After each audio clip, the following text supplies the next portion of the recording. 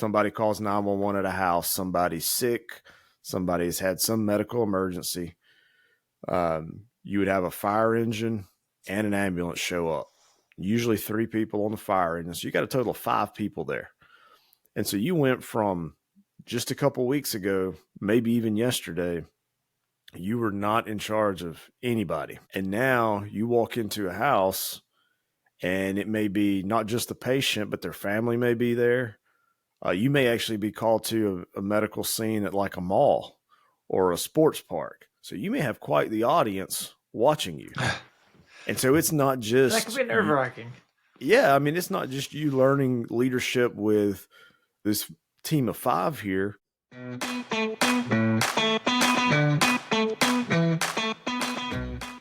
This is Craig and Andrew, 2 Ranger qualified Army officers with MBAs, here to help you improve your business through leadership. Each week, we'll deliver easy lessons from the battlefield to the boardroom on how to improve team performance. If you're a leader or want to be, this is the place for you. Welcome to the cohort. Disclaimer, the views in this podcast are those of the authors alone and do not represent the views of the Department of Defense or the U.S. Army. Craig, how are you this morning? Are you good? Good. How about you? I'm well. Why do we always do this so early? Why is it always so early in the morning when we do this? I don't know. I do not. I guess you got to get up and get at it, right? Isn't that the thing that we do? That is true. All right, Craig. So, hey, today let's talk about being in charge. Does that sound fun? It does. I think that's a critical piece of leadership. It is. It is, right? So it's like the concept of when in charge, take charge. It's a simple thing to say, but really there's a lot of layers underneath it and to it, I think. Yeah, I think that when I hear that, you say, all right, when in charge, take charge. I think that sometimes that is the simple advice leaders need when they're reach a moment of indecision or just a time where they're looking for solutions. Sometimes you've got to look within yourself and you have to be the one to come up with that solution. Yeah. Yeah. It may not be the best solution, but it's a solution for the time right then with the information that you have available and the resources you have available. Right. Exactly. And really, I think the saying, it's similar to the buck stops here, right? It's similar, but not quite the same. This is saying the decision is upon you. You are authorized to make that decision. Yeah.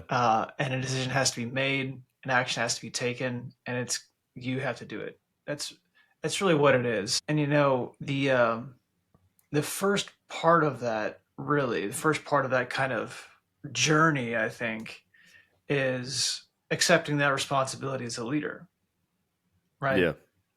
Like understanding, okay, I have been identified as a leader, by authority or by assumption. I am the leader, and fully, taking a second, saying that out loud might help, right? Yeah. And fully realizing that, and that you have to understand that people have seen your potential and promoted you to that position and believe that you are the best for the job. Mm-hmm. So I think the first thing you got to do is kind of take that on. And I think that'll help with the rest of it. Yeah, because I think that first step of taking on the responsibility, and I do think that as silly as it may seem to just say it out loud and accept that you're in charge now. Yeah. That, because, I've seen with a lot of young or first-time leaders stepping into that role, there's a little bit of a transition period there where they are officially in charge. Now you're in charge of this production line, or you're in charge of these 4 people on these 4 machines, and they still, at that beginning, will act like they're not in charge. And what I mean by that is, a problem comes up, and rather than they make a decision to solve it and just go forward with it, they will seek advice. They will go and seek other people's input. And I'm not saying that it's bad to seek input from other people, right? But you may have something that's time sensitive on your hands, And as a leader, it doesn't matter if you've been in charge for 10 years or one day. You're in charge. And so you have to accept that responsibility and move forward with the decision making and all the expectations that people have of their leadership. And I think that this reminds me back to when I was at the fire department, Oh to where yeah. Sometimes I we had forget you used to be a firefighter. yeah, yeah, it was a major metro Atlanta area department there. And we, on fire scenes, the senior fire officer would be in charge. So typically you're at least going to have a lieutenant on an engine. If you have a ladder truck there, you may have a captain, and eventually battalion chiefs show up. And Eventually. yeah, oh yeah, on larger scenes. You know, if it's something small like a car fire, there's no need for a battalion chief. You'll just have a lieutenant there. But on a medical call, the paramedic who is on the ambulance is actually the one who is responsible for that scene. They're responsible for patient care. And so I saw a lot of times, you know, you have a new paramedic who's fresh out of training, fresh out of their fire academy, and they may be used to riding on the fire engine, but today they're on the med unit on the ambulance, and you run a call, and now all of a sudden you're in charge. So that lieutenant may actually walk in there and ask you, "Hey, what do you need? What do you need more people? Do you need somebody to ride with you? Where are you taking them? What are you doing?" And that, for some leaders, can be it's a paradigm shift, really. You know, you're Yeah. used to being the one in that follower subordinate role, and now in one day's time you have gone into this leadership role, and you are now leading this call. Now when you get back to the fire station, that doesn't mean you're in charge of what goes on there, but for the Everybody time take a being, day off. right, but for the time being you're in charge. And it is and I think it's a natural human response to kind of have some hesitation there a little bit. Yeah. Yeah. But it goes back to, when in charge, take charge. And so on that scene, as a new leader, even though it may be only 10 minutes into your leadership journey now, you have to be able to step up and take on that responsibility. And I think it's important you have to view yourself as the leader before other people can. You know, okay, let's pick that apart a little bit more, because that's a great point, right? And it illustrates exactly kind of what the topic of today is. So what you're saying is like a brand new paramedic. Congratulations, here's your paramedic certificate. You're in charge, right? Like all Yeah, of a sudden the fire department gets a call. Hey, there's a medical emergency here. yeah, You'll have to go.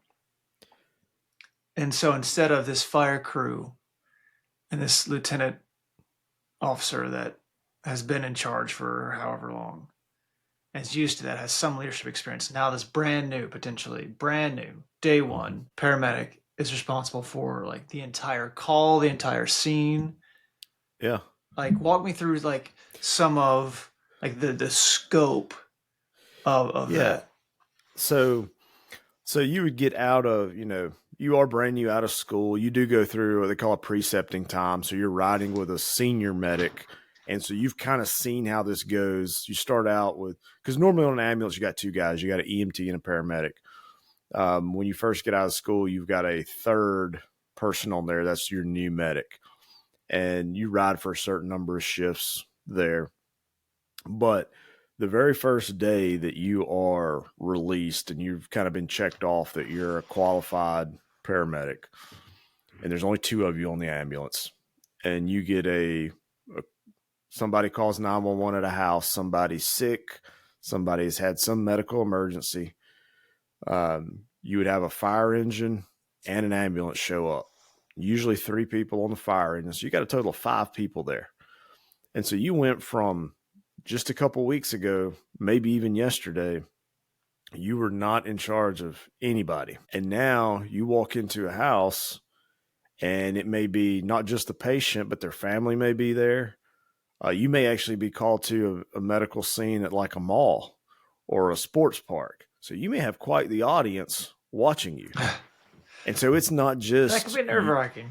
Yeah, I mean, it's not just you learning leadership with this team of five here, which in most circumstances, you don't know them well. You're still relatively new. You've been at the fire academy.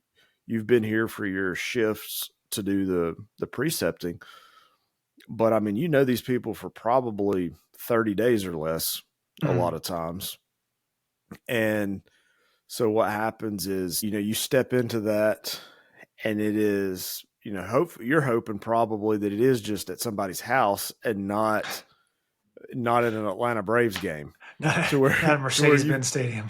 right, like, so you step in and are having to fill that role. And a lot of times, that this goes back to the teamwork and the team dynamics. Hopefully that lieutenant's a good leader and is trying to set the conditions for you and help you out. Because I remember several times being asked the leading questions when I was a new medic of, hey, do you want me to do this? Or would you like for me to hand you that? And it's like, oh yeah, that's actually exactly what I needed. And so it's not that they're not there to help you, but ultimately the way it's designed, because you're the one in charge of patient care on that ambulance, is your decision a lot of times when it comes to patient care. And so that it's a unique situation. And I think it was interesting for me because when I went into that role as a firefighter, it was after I got out of the Army.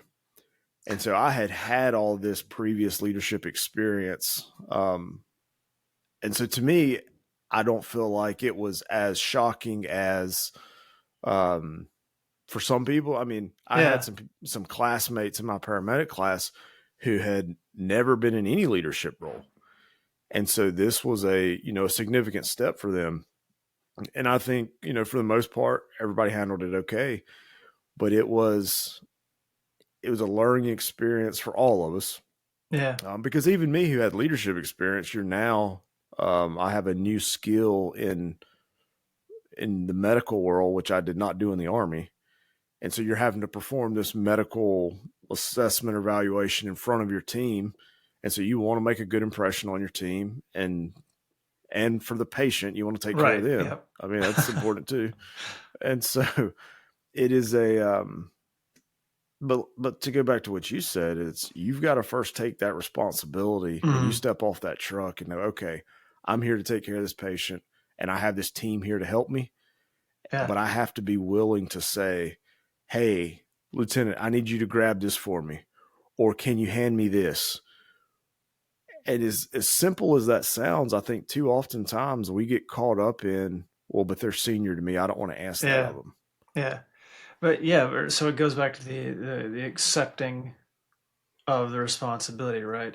That fire department has identified this policy, right? Okay, on medical calls, it's the paramedic that's in charge. Right. Like the fire department has seen that to be necessary, right? So the new paramedic has to accept that that's policy because they know what they're doing. That's the rules, right? So I think that's really kind of the first step. That's a good example. So then in the Army, we say a lot of times that you're responsible for everything your unit does or fails to do.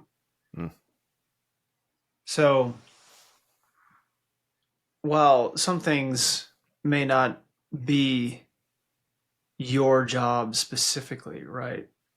If it is within your space, kind of so to speak, you are still responsible for it. So I thought about, if you're working on some sort of production line or something or even in a computer stack, right, or software development, something, safety or maintenance might not be your responsibility, right? But if in your office, if something keeps breaking or the door keeps falling apart or something, you're not. It's not within your job description to fix the door or patch the carpet or whatever is wrong, right? You're just there to develop software. But if your team keeps having issues with the door or the carpet or whatever it is, like that's going to cause problems with your production. So you still have to solve that problem some way because there's going to be other development teams that aren't having that problem. Their door might be fine, but Yeah, fixing that door is still your problem. Does that make sense, Craig? yeah. I think that the way I think about it is I may not be the subject matter expert because a lot of times when you get to certain leadership positions, you have those guys or girls. You've Mm. got the team built. And so you have your maintenance, you have your safety, you have production ops, you've got everyone in these roles.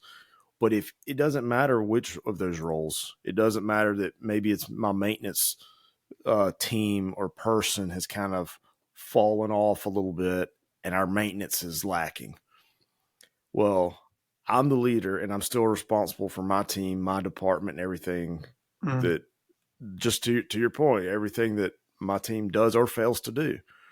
So that comes back to me of I maybe it's as simple as a conversation of with this individual who's not fulfilling this, and I say, hey, this hasn't been taken care of. I need you to look into this.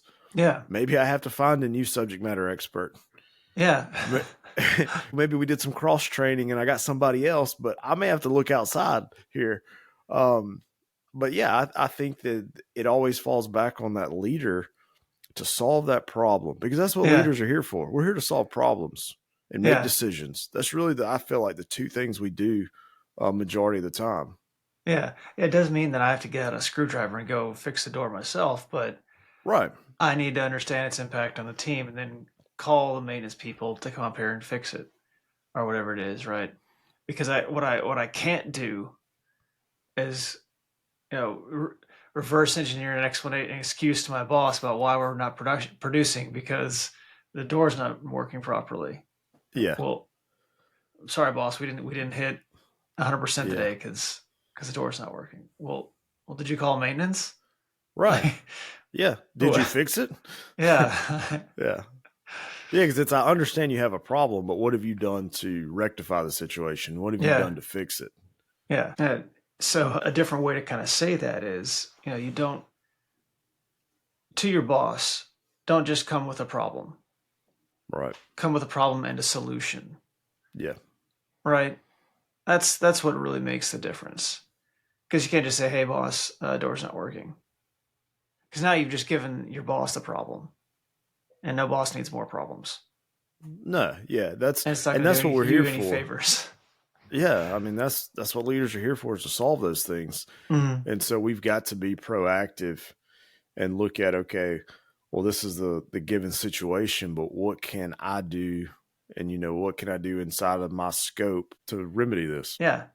So then you have to come up with the solution as well, right? Which is, hey, boss, the door's not working, but I've called maintenance and they're on the way up here, or and you have to provide tell them not only the problem but what you've done about it, right? So then Yeah. you've made them aware of the problem, um, but also showed them that you're taking steps to solve it. Yeah, and I think that sometimes when we step into these leader roles earlier than we were sometimes think we're prepared for, you've got to have that personal courage to make those tough decisions because maybe it is a simple maintenance issue. Maybe it's I'm now in the leader role and I've got a upset customer who not only he didn't just call, he showed up. Like they took the time to drive to our location to tell us how upset they were. And maybe I'm the most senior person on site today because everybody else is off at a C-suite away day and there's a trade show in two towns and everybody's gone and Craig's the only thing here. What do I do to respond to that? And I've got to have the courage to one, step up and go see him because it's Yeah, not going to make yeah. him feel better if I just leave him in the lobby and go, well, I Hiding don't know. underneath the They're not, desk. Nope, yeah, nobody's like here. Nope, nobody's you here. can't hide from this. And to then go out there and explain what's going on, um, and try to, accommodate that customer or whatever the case may be. But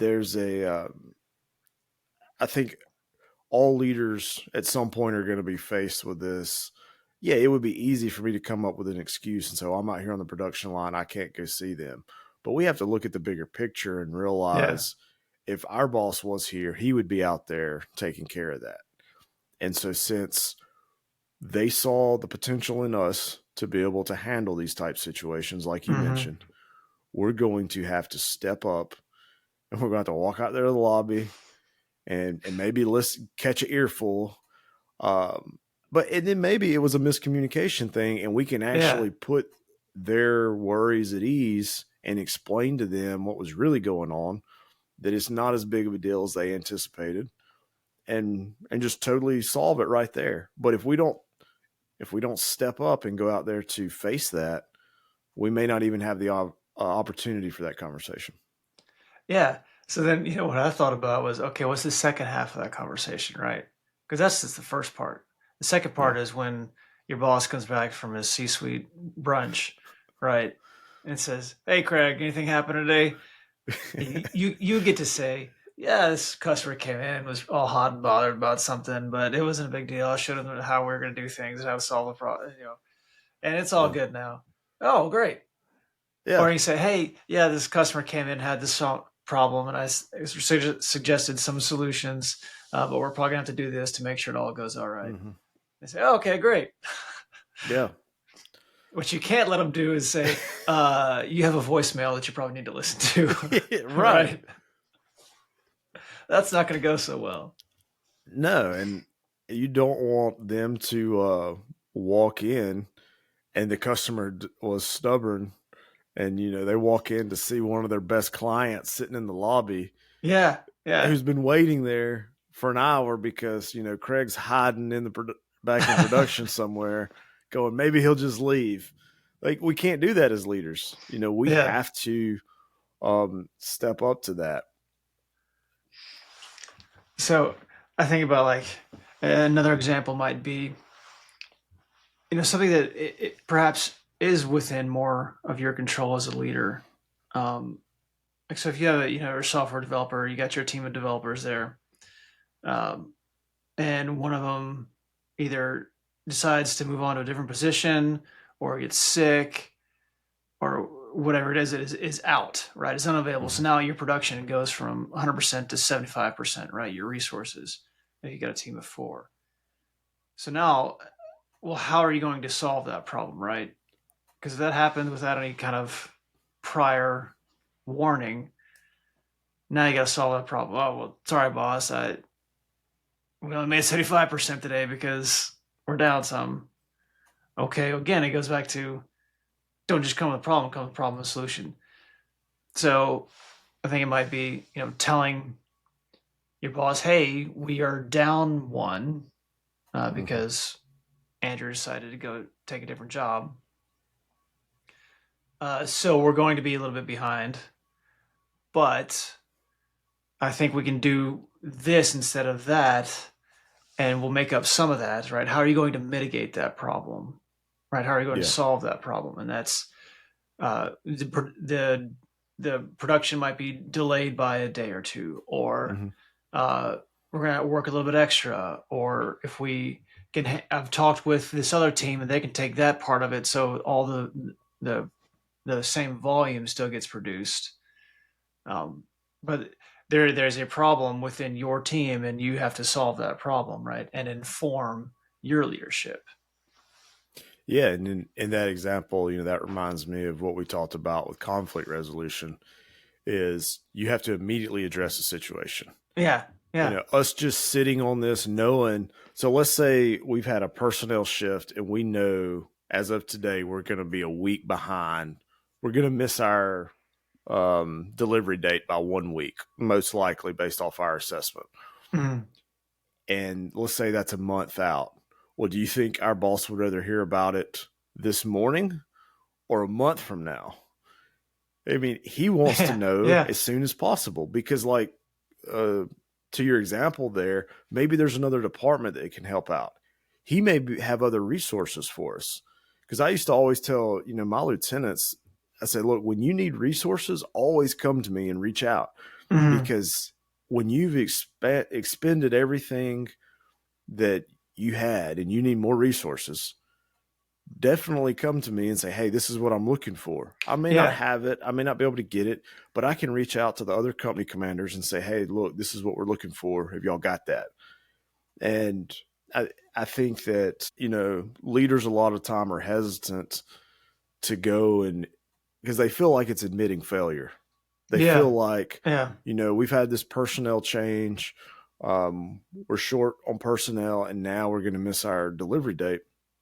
Well, you still, like you said, you got to fix it. So not communicating it does not make the problem better. So we think back through what are a lot of these things we've talked about for leadership and what makes it better. Well, communication, Yeah. addressing the problem quickly. All of these things are what you just, gave the example of. I've just got to go back to my boss and say, hey, this is the situation. This is what I'm already working on. This is the anticipated impacts. And this is where I could use some help. If Yeah. you have a resource available, is there another team that does not have as tight of a timeline? Could we get them to do this piece for us? Um, and they may say, no, work harder, Okay, well, can I pay some people overtime? Maybe that's another solution. Yeah. But if we don't address it and go, we've got to have that courage to stand up, because they put you in charge, take charge, and go walk in there with some ideas and figure it out. Yeah. So I think, those things, right, that realizing, assuming the responsibility, right, you have been appointed for these reasons. The policies are in place to make you in charge. Accepting that, right? Do that. Then when there is a problem, and it may not be your responsibility if the door is broken, it may be something that is within your job description, such as one of your personnel is out. Either way, you still got to solve the problem. When in charge, or take steps to help solve it, and communicate all that to your boss, right? So when I say, like, you are responsible for everything your unit does or fails to do. When in charge, take charge. That's kind of what that all means. I feel like it's a short sentence to say all of those things, because, like we said, there's lots of layers to it. Um, but I think it's an important lesson to learn, because that's going to make your leadership journey a lot better.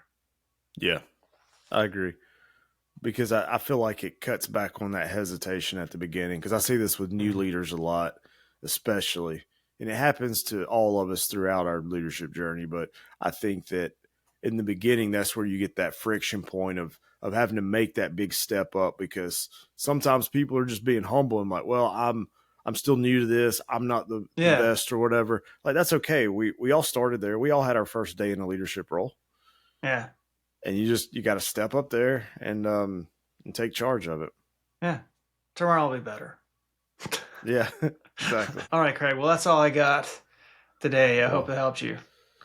yeah, I enjoyed the conversation, and I think that this is something that is definitely relevant to leadership and how we can improve our team for high performance. I have got a great story about this very thing for the next episode. And I've been a leader for 12 years in the Army at this point, but I think it's really gonna kind of contextualize and provide a through line example for all these points Yeah, for that'd be next great. episode. Yeah, so y'all tune in next week. Uh, every week you get a fresh leadership episode from us. Hopefully, it helps. All right, y'all have a good one. As always, take these lessons, use them, and spread them. Everyone is welcome in the cohort.